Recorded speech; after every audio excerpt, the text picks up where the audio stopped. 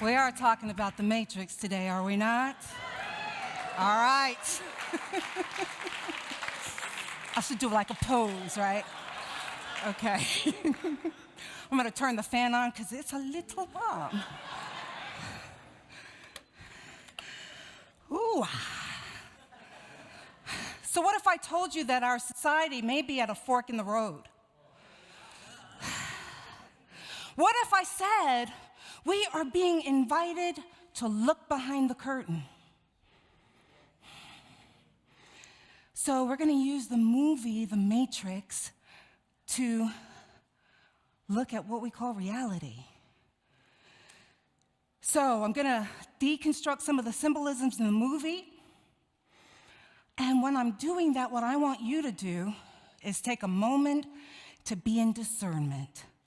Are there any parallels in your life that are happening as I describe certain scenes? And then if there are, be prepared to be expansive. With me? Okay.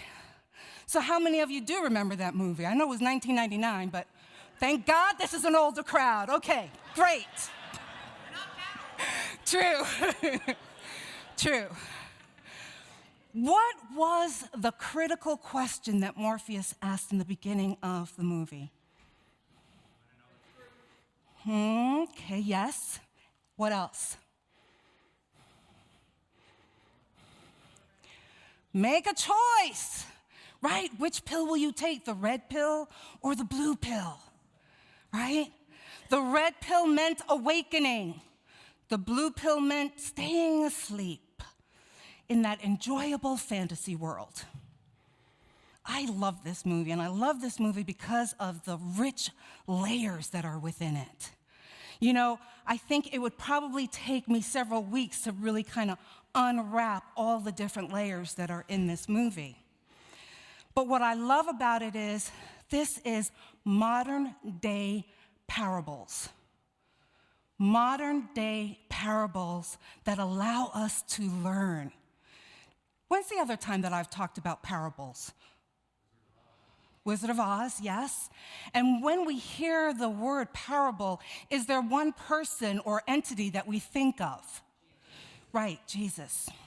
You'll see throughout this that there is so much Christology backing the Matrix. So for example, a few of the symbols, 3, what do you think that was about? The Trinity. Father, Son, and Holy Ghost, right? And then, of course, we have the character's name is Trinity.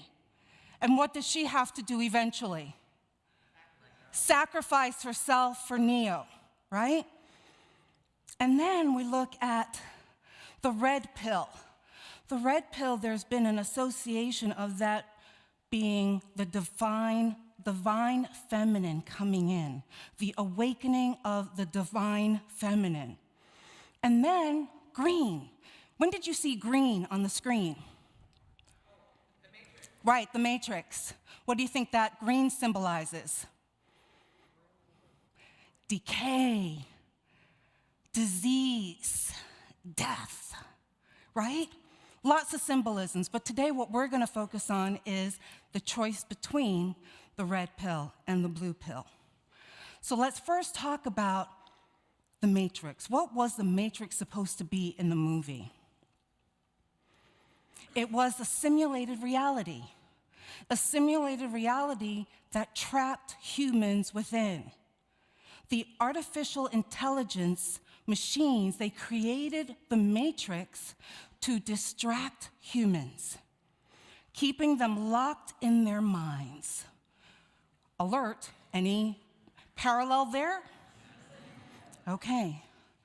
While using their bodies as an energy source. So existing in the Matrix, humans thought that, they're going to work, they're doing all the necessary things for their lives in this simulated place. Humanity within the Matrix believed also that there was a hierarchy of people, those who have and those who have not. Alert. Any similarities there? Okay. Those humans who seemed successful You know, they were part of the elite, part of the upper echelon of society. And in the Matrix, they were living the life, right? The life of luxury. Anything that they could think of or want, they had. And then for the rest of the schmoes, it was a daily grind of existence. They believed there wasn't enough for them and definitely not enough for the world. Alert? The Matrix represents a system of control by the machines that operate completely in the mind of humans. Completely in the mind of humans. As a complex machine-driven program, it appropriates any personal, religious, political beliefs and renders them false. The Matrix is a virtual world that has been pulled over humanity's minds to hide them from the truth. They are now slaves. Alert? Okay. And then we come to Morpheus. Morpheus is on a mission. What's he on the mission for? To find the one. The one who will what? Break them free. Save humanity. Right?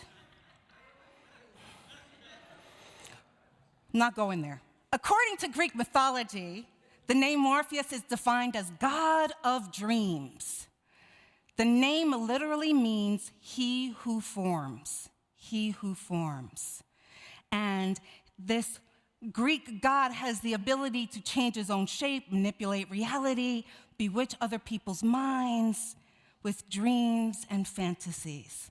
Pretty appropriate name for this character, right? Why? Because he has people believing, doesn't he? Believing that they can be saved, believing that there is a truth.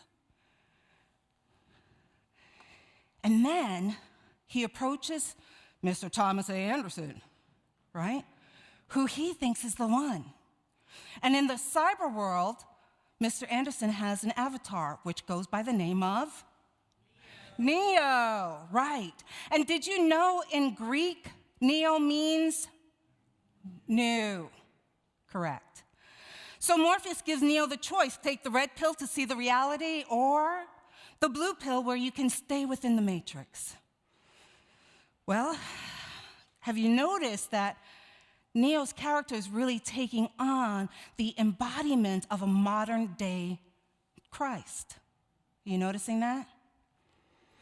So he is an ascended teacher who is trying to break through the false beliefs, break through the corruption, and calling humanity up to truth. And as Mr. Anderson goes on his spiritual quest, yes, I'm calling this whole thing a spiritual quest, he becomes Neo. He becomes Neo.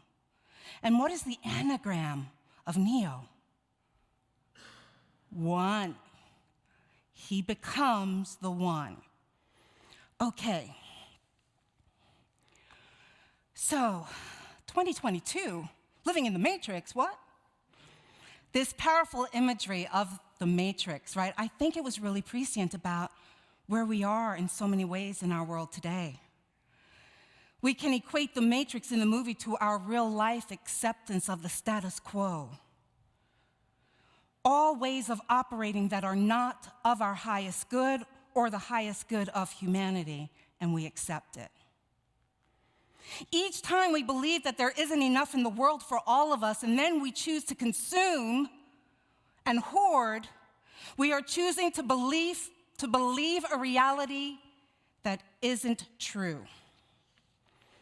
Each time we agree with politicians that one party is good and the other is evil, we are choosing to believe a false reality is true. Each time we go into agreement that some folks are more deserving than others, we are choosing to believe a false reality is true. And anytime we believe in separation as a reality, we are choosing to believe a false reality is true. 2022, my friends.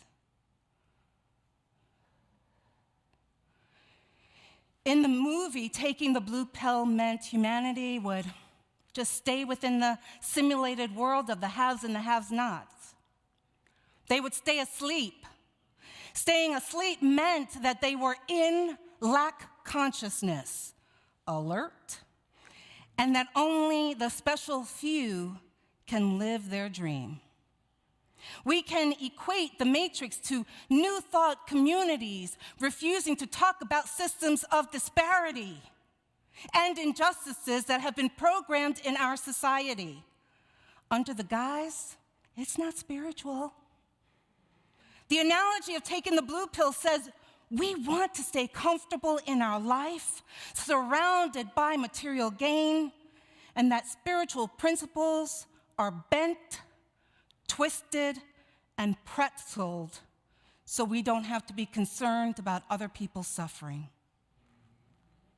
All while we remain cocooned in our bubble.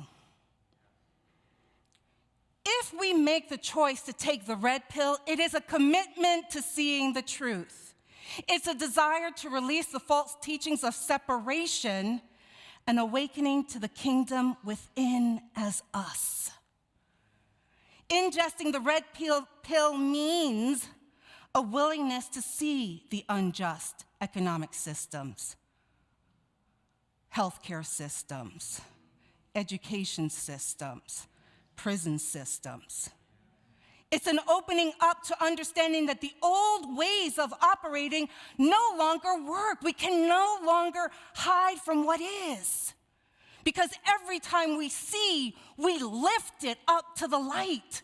That's our job, to lift it to the light. In the movie, Morpheus mentioned that the matrix is all around us. And here's the thing, the matrix is designed not to be seen. It's designed not to be seen. It's sophisticated enough to hide in plain sight. Now, that's not your fault. It's not your fault that you don't see it. But when we ingest that red pill, when we make the decision to be awakened and, dare I say, enlightened, it then becomes our responsibility, my friend. It becomes our responsibility to witness the false programming and then do something about it. And if we continue with this analogy, then we can surmise that the systems that support the operation of our society is all around us, right? Ingrained into our very culture.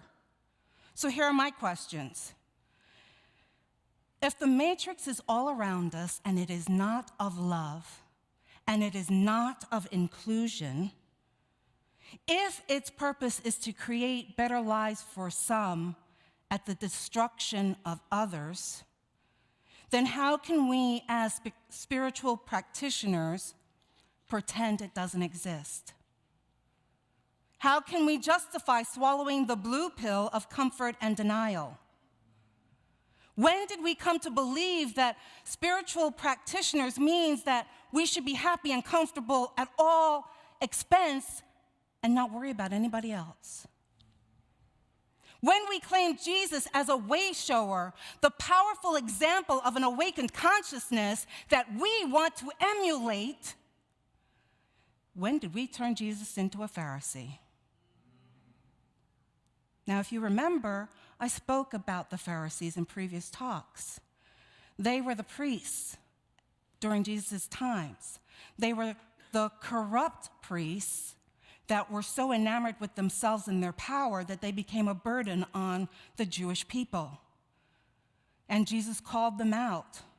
He called them out as hypocrites. How dare we reduce his teachings to those of the Pharisees? Maya Angelou had a wonderful way of distilling truth.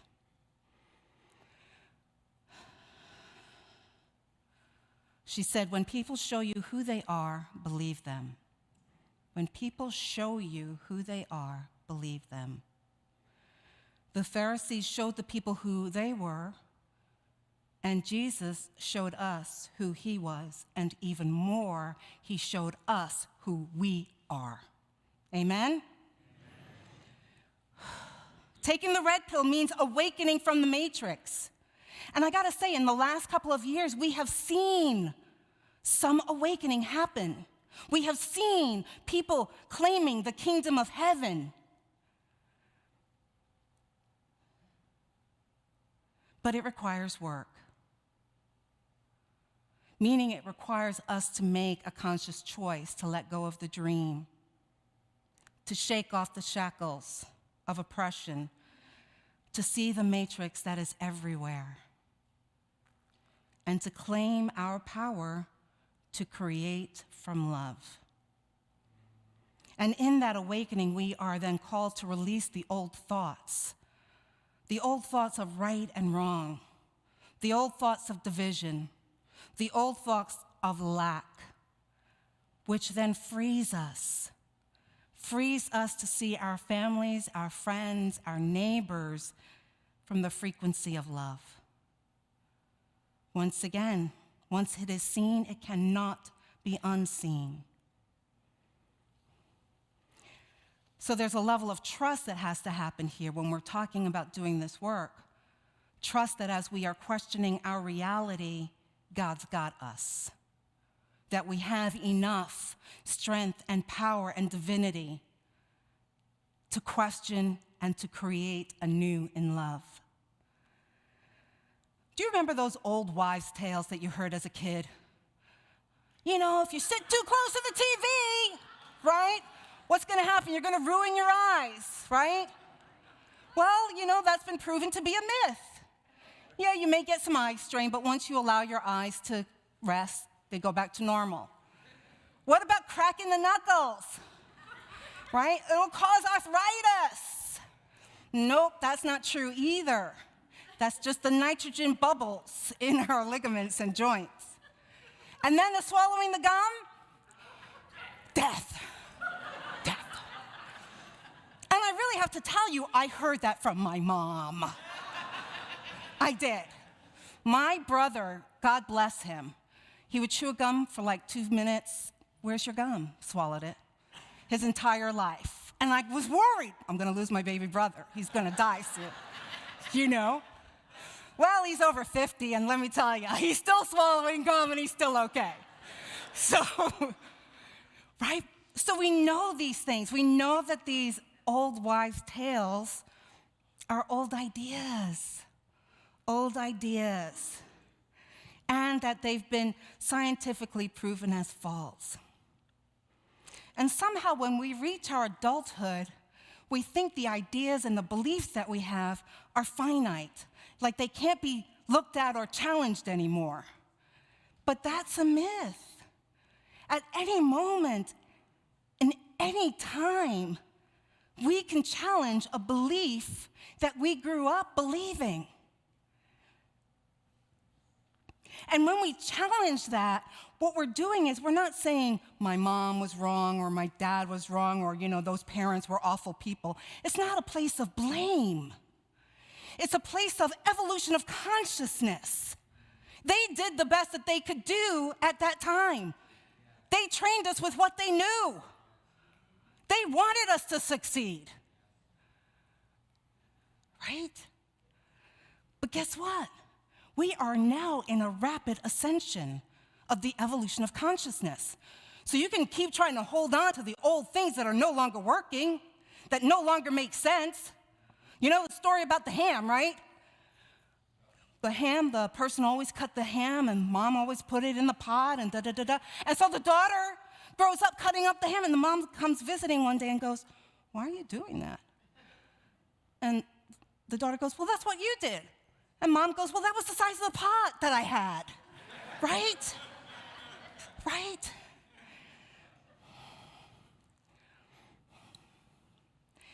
We are powerful enough to live in the question. We are powerful enough to be in the not knowing. God's got us. The dissonance that we often see in the world is the outpicturing of those false beliefs. You know, the beliefs such as everyone is free, everyone has same opportunities, everyone is treated equally, everyone has the same housing. Then why is there an epidemic of suicide, poverty, addiction, and homelessness? These are beliefs propagated in a culture to shore up systems of not enoughness, systems of otherness, systems of undeservedness. Those beliefs are not of truth. They are not of spirit. They are beliefs of the matrix. As spiritually mature metaphysicians, we have the fortitude to look at the ways that our silence, our denial, our compliance continues to support erroneous systems. So are you ready? Are you ready to let the false die and create from spirit, create from love? Our silence is an agreement to what is. Jesus was unafraid to speak out against injustice. He was unafraid to call for oneness. He was unafraid to say, you are my brother, you are my sister, you are my beloved. And we can see those teachings as shockwaves throughout the world. It caused an evolution of consciousness, my friends. And today, we are on that precipice of another evolution of consciousness. And it requires all of us to say yes. Yes, I will take the red pill. Yes, I will awaken. Yes, I will see the reality. We have the power, my friends. We have the power to end slavery of the mind and body. We do. We have the power to create in love. We have the power to claim oneness and to treat each other with respect and dignity. It's a call. I do this work because it's a call.